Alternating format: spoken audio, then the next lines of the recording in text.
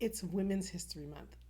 And this is the time of year where we will celebrate women for their innovations and for inventions and for their contributions to society all around the world.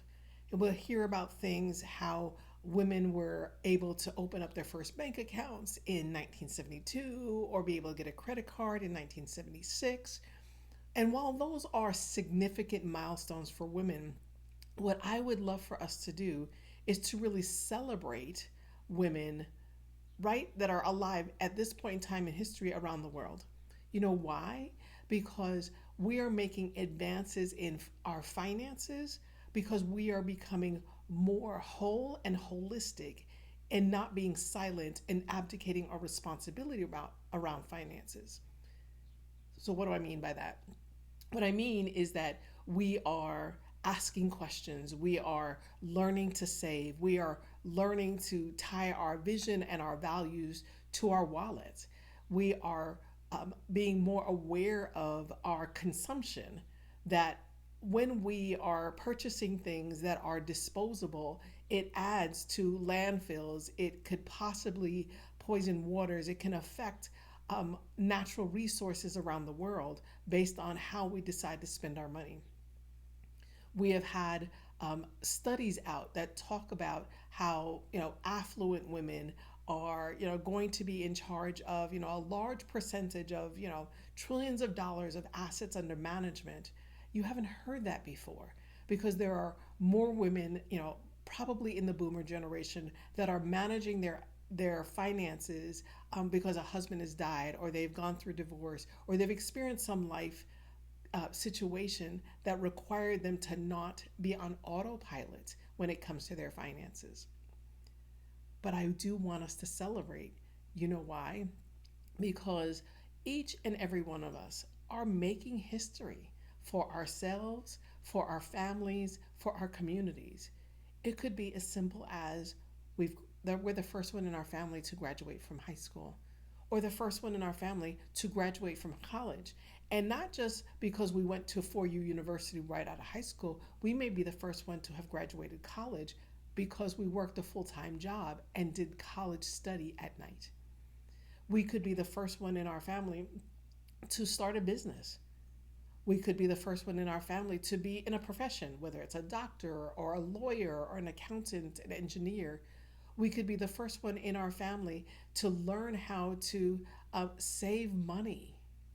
As crazy as that sounds, some people don't know how much they should save and don't have the muscle memory, don't have the discipline, don't even know how to develop the habit around saving so that they're not constantly pulling money out of savings.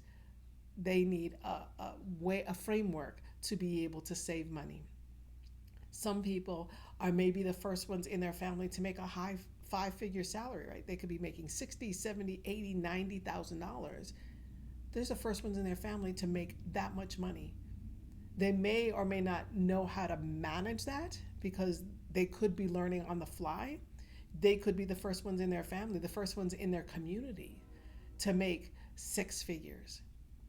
This is important because we as women don't celebrate the small milestones that we make. And when it comes to finances, we have more information available to us, so it becomes chaotic and confusing, and we don't know where to go or we don't know what trend we should get on. So, what I will share with you is that one of the things we really need to think about is who we are being and becoming along our journey and as it relates to our finances. Because how we spent or made money in our 20s may not be the same in our 30s. It may not be the same in our 40s. It may not be the same in our 50s, 60s, and 70s. But what I know for sure is that women are being more vocal about negotiating their salaries. They are being more vocal about where they're spending their money. They are being more vocal that they want to save, but they also want to be able to invest, but invest in a way that allows them to be able to save, invest, and pay down debt all at the same time.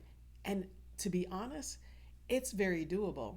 You just have to decide that you want to be in alignment before you implement your strategy for making your savings goals, making your investment goals, making your debt-free goals, and making your financial legacy goals.